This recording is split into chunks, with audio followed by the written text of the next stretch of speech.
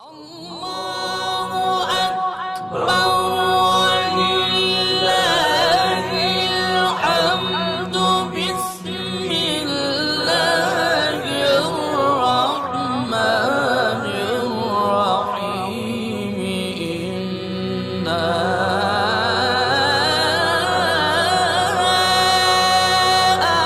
باللہ من الشیطان الرجیم بسم اللہ الرحمن الرحیم مومن کرام السلام علیکم ورحمۃ اللہ وبرکاتہ اللہم لعن قتلۃ امیر المؤمنین علیہ السلام۔ تمام ناظرین کی خدمت میں سب سے پہلے مولا متقیان کے شب ضربت کی تعزیت پیش کرتے ہیں، اور مولا متقیان ہی کے حوالے سے آج ہمارا انشاءاللہ موضوع رہے گا۔ مولا متقیان خلافت سے پہلے کس طریقے سے ان کی زندگی ہوا کرتی تھی، بالخصوص ان کی معاشی زندگی کس طرح سے ہوا کرتی تھی۔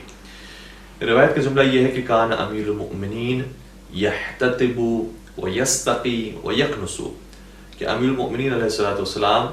لکڑیاں کاٹ کر گھر میں لایا کرتے تھے، اسی طریقے سے باہر کنویں سے پانی بھر کر گھر میں لایا کرتے تھے، اور گھر کی صفائی بھی کیا کرتے تھے۔ یعنی زمانہ امیر المؤمنین علیہ السلام کا وہ ہے کہ جو بظاہر بہت سادہ زمانہ تھا، اور اس زمانے میں ظاہر سی بات ہے کہ مہاجرین جب مدینہ ہجرت کی ہے انہوں نے، تو اسباب مادی میں سے کوئی سبب ان کے پاس موجود نہیں تھا، اور بڑی سختیوں کے ساتھ وہ زندگی گزاری گئی ہے۔ اور حتیٰ مولا متقیان کے بارے میں ہے کہ جس طریقے سے نبی اکرم کے بارے میں بھی ہم یہ سنتے اور پڑھتے رہتے ہیں کہ بھوک کی شدت کی وجہ سے پتھر اپنے شکم مبارک پر باندھا کرتے تھے، اسی طریقے سے مولا متقیان بھی بھوک کی حالت میں شکم پر پتھر باندھا کرتے تھے۔ اور ایک مرتبہ یہ کیفیت ہوئی کہ گھر میں بظاہر کوئی خاص ساز و سامان موجود نہیں تھا کہ جسے فروخت کرتے اور اپنے کھانے کا بندوبست کرتے،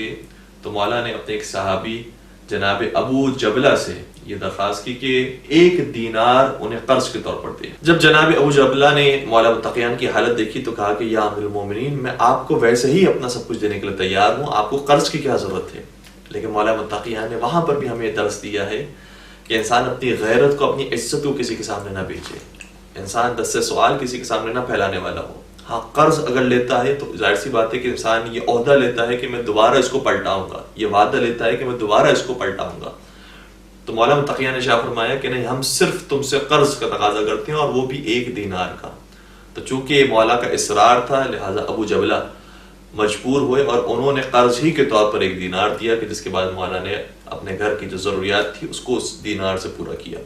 تو مولا متقیان نے وہ بہت سختی کے ساتھ زمانہ گزارا ہے، اور ظاہر سی کی بات ہے کہ جب انسان ابتدائی زمانے کے اندر ہوتا ہے، اور یہ سارے نوجوانوں کے لیے بہت بڑا پیغام ہے کہ جب انسان اپنی زندگی کو شروع کر رہا ہوتا ہے تو ضروری نہیں ہے کہ اس کے زندگی میں بہت زیادہ پیسہ ہو اور مال ہو، لیکن جس طریقے سے مولا متقیان نے محنت کر کے اور زحمت اٹھا کر اور جو پروردگار نے صلاحیت دی ہے اس کو بروکار لا کر جس طریقے سے ترقی حاصل کی، مادی طور پر بھی اور معنوی طور پر تو ان کے مقابلے کا کوئی ہے نہیں، اسی طریقے سے نوجوانوں کو بھی چاہیے کہ گھر سے باہر نکلیں اور کام کریں اور کوشش کریں، انشاءاللہ پروردگار انہیں رزق دینے والا۔ پھر مولا متقیان کی زندگی کا ہمیں وہ دوسرا حصہ بھی نظر آتا ہے کہ پھر مولا متقیان نے اس قدر بالخصوص بعد وفات رسول باغات میں کام کیا ہے یا زمینوں پر کام کیا ہے کہ 5ویں امام محمد باقر علیہ السلام شاہ فرماتے ہیں کہ ایک مرتبہ مولا متقیان کچھ بوریوں کے ساتھ بیٹھے ہوئے تھے۔ کسی نے آگے سوال کیا کہ ان بوریوں میں کیا ہے؟ ان بوریوں کے اندر کھجور کی گٹلیاں موجود تھیں، لیکن امام نے یہ نہیں فرمایا کہ اس کے اندر کھجور کی گٹلیاں موجود ہیں، بلکہ فرمایا اس کے اندر 1 لاکھ کھجور کے درخت موجود ہیں۔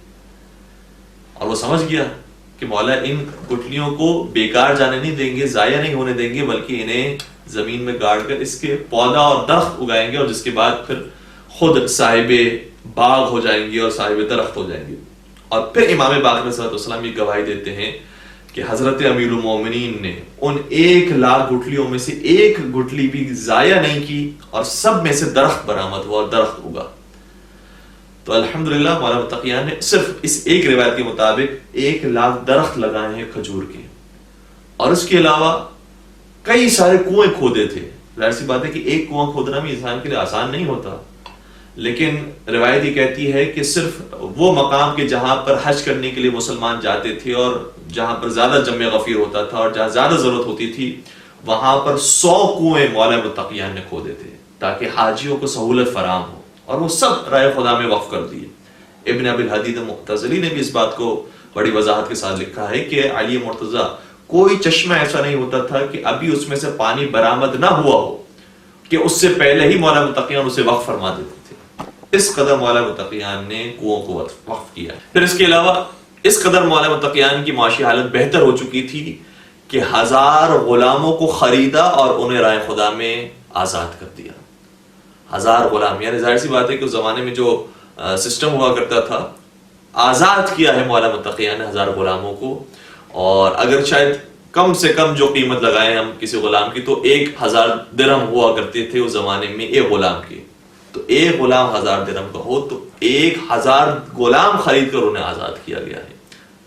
اور آپ جانتے ہیں کہ ماہ رمضان کے اندر بھی یہ حکم دیا گیا ہے کہ اگر کسی نے جان بوجھ کر روزہ قضا کر لیا ہو تو کفارے کے طور پر، جس طریقے سے کچھ اور شرائط بھی ہیں، اس میں سے ایک صورت یہ بھی ہے کہ انسان غلام کو آزاد کر دے تو اس سے بھی روزے کفارہ ادا ہوتا ہے۔ تو اسلام نے پروموٹ کیا اس چیز کو کہ لوگوں کو آزاد کیا جائے، غلامی کی قید سے انہیں نکالا جائے۔ تو مولا متقیان نے یہ کام بھی انجام دیا۔ پھر اس کے بعد ہم دیکھتے ہیں کہ مولا متقیان کی زندگی مزید اور بہتر معاشی طور پر ہوتی گئی، لیکن معاشی طور پر بہتر ہونے کا یہ مطلب نہیں کہ مولا کی خود اپنی جو پرسنل لائف ہے اس کے اندر بہت زیادہ تبدیلی واقع ہو گئی ہو، بلکہ مولا کی خود کی اپنی جو ذاتی زندگی تھی وہ ایسی تھی کہ ایک مرتبہ ایک باغ میں داخل ہوئے جہاں پر انہی کے ہی ملازمین کام کر رہے تھے۔ تو کسی سوال کیا کہ بتاؤ تم نے آج کیا کھایا ہے، مجھے بھی کھانے میں پیش کرو۔ تو اسے کہتے ہوئے شرم آ رہی تھی کہ مولا میں نے ایک بہت سادہ سی غذا کھائی ہے، سبزی کھائی ہے، اور وہ کوئی بہت زیادہ ذائقے دار نہیں ہے۔ لیکن جب امام کا حساب پڑا اس نے بتایا کہ مولا میں نے یہ سبزی کھائی تھی، کہا کہ اس میں سے اگر کچھ بچا ہوا ہے تو وہ میرے لیے بھی لے کر آ جاؤ۔ یعنی اتنا ثروت مند ہونے کے باوجود بھی مولا نے اپنی اسی زندگی کو اور اسی لائف سٹائل کو باقی رکھا، ورنہ لوگوں کی لائف سٹائل تھوڑی سی کچھ ملنے کے بعد، پیسے ملنے کے بعد تبدیل ہو جاتے ہیں، لیکن مولا جانتے ہیں کہ خدا کو جواب دینا ہے، اور یہ جتنا مال حاصل ہوا ہے یہ سب کا سب رائے خدا میں خرچ کیا کرتے تھے، یا صدقہ کر دیا کرتے تھے، یا وقف فرما دیا کرتے تھے۔ اسی طریقے سے ایک پورا باغ اور ایک پورا علاقہ مولا نے آباد فرمایا جس کا نام ینبع ہے، اور ینبع کے مقام پر بہت زیادہ مولا نے محنت اور مزدوری فرمائی، یہاں تک کہ ینبع کے مقام پر کام کرتے کرتے مولا ایک دن بیمار ہو گیا، بہت مریض ہو چکے تھے۔ ایک صحابی ان کی عیادت کرنے کے لیے آئے اور کہا کہ یا امیر المومنین مجھے خوف ہے کہ کہیں یہاں پر آپ کا انتقال نہ ہو جائے۔ لیکن امام نے اس وقت کیا خوبصورت جملہ ارشاد فرمایا، کہا مجھے میرے رسول نے یہ خبر دی تھی کہ اے علی تیری اس وقت تک شہادت نہیں ہوگی جب تک تیرے سر کا خون تیری داڑھی سے خضاب نہ ہو جائے۔ یعنی شب 19 کی جو رات، جانتے ہیں کہ شب ضربت کی رات ہے، مولا یقین رکھتے تھے نبی اکرم کی بات پر کہ جو نبی اکرم نے فرمایا جب تک وہ پورا نہیں ہوگا اس وقت تک مجھے موت نہیں آنے والی۔ کہا کہ تم فکر نہ کرو، مجھے یہاں پر موت نہیں آئے گی، میرے لیے وقت مقرر ہے، وہیں پر ہی مجھے موت آئے گی۔ تو اس قدر محنت کی ہے، اور وہیں پر ہی جو کنویں کھودے گئے ہیں، ملازمین نے کھودے ہیں، یا ان کے جو عاشقین تھے اور اصحاب تھے انہوں نے کھودے ہیں، ان کے نام بھی پھر انہی ملازمین کے نام پر رکھ دیے گئے۔ یعنی جیسے چشمے کو عربی زبان میں عین کہا جاتا ہے، تو اگر چشمہ کھودا گیا ہے تو عین علی ہونا چاہیے کہ علی کے نام پر یہ، یا عین امیر المومنین ہونا چاہیے، لیکن چشمے کا نام بھی مولا نے اپنے غلام اور اپنے اصحاب کے نام پر ہی رکھ دیا۔ کسی کا نام رکھ دیا عین ابی نیزر، کسی کا نام رکھ دیا عین نولا، کسی کا نام عین البحیر۔ تو جو صحابی وہ چشمہ کھودتا تھا یا اس میں ان کی مدد فرمایا کرتا تھا تو اسی کے نام پر ہی وہ چشمہ مولا نے رکھ دیا۔ اور یہ مولا کی شان ہے، نہ صرف یہ کہ چشمہ رائے خدا میں انفاق کر دیتے ہیں، بلکہ اپنا نام بھی اس چیریٹی کے کام میں نہیں لے کر آتے تاکہ کسی ریاکاری سے اور کسی دکھاوے سے مولا پرہیز کریں اور دور رہیں۔ اور یہ انداز صرف معاشی زندگی کے اندر نظر نہیں آتا، بلکہ حتیٰ دعائیں بھی جب مولا نے سکھائی ہے تو دعائے کمیل کس کی دعا ہے؟ حضرت امیر المومنین کی دعا ہے، لیکن اس دعا کا نام بھی دعائے علی نہیں ہے، دعائے کمیل ہے۔ تو مولا نے جتنی چیزیں سکھائی اور جتنی چیزیں دنیا والوں کو دی ہیں، کہیں پر بھی اپنا نام اور نمود کا اظہار نہیں فرمایا، سب کچھ رائے خدا میں، اور ساری زندگی اپنی رائے خدا میں وقف کر دی۔ تو مولا کی جو خلافت سے پہلے کی زندگی اگر ہم اسے دیکھیں تو اس کے اندر اتنا مال اور اتنی ثروت ان کے پاس موجود تھی، لیکن وہ سب رائے خدا میں انفاق کر دی، اور اس کی وجہ سے پھر بعد کی زندگی میں بڑا اثر پڑا ہے۔ طلحہ و زبیر آئے مولا کی خدمت میں اور کہنے لگے کہ یا امیر المومنین آپ تو غریب ہیں، کیونکہ جب نبی اکرم کی وفات ہوئی تھی اس وقت بہت سارے تانے مولا متقیان کو دیے گئے تھے، جس کی وجہ سے مولا کی خلافت کو مولا سے چھینا گیا تھا. اس میں یہ کہا گیا تھا کہ آپ اسی قبیلے سے ہیں جس قبیلے سے نبی ہیں. یہ کہا گیا تھا اے علی ابھی آپ بہت جوان ہیں، اس لیے ہم آپ کو خلیفہ نہیں مان سکتے. کسی نے کہا تھا کہ علی آپ غریب ہیں، نادار ہیں،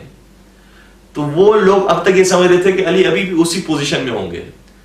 کہا کہ کچھ نہیں ہے علی کے پاس. لیکن مولا نے اپنے غلاموں کو حکم دیا کہ اس سال جتنی زراعت جمع ہو اسے ایک میدان میں جمع کرو اور اسے پھر درہم و دینار میں تبدیل کرو.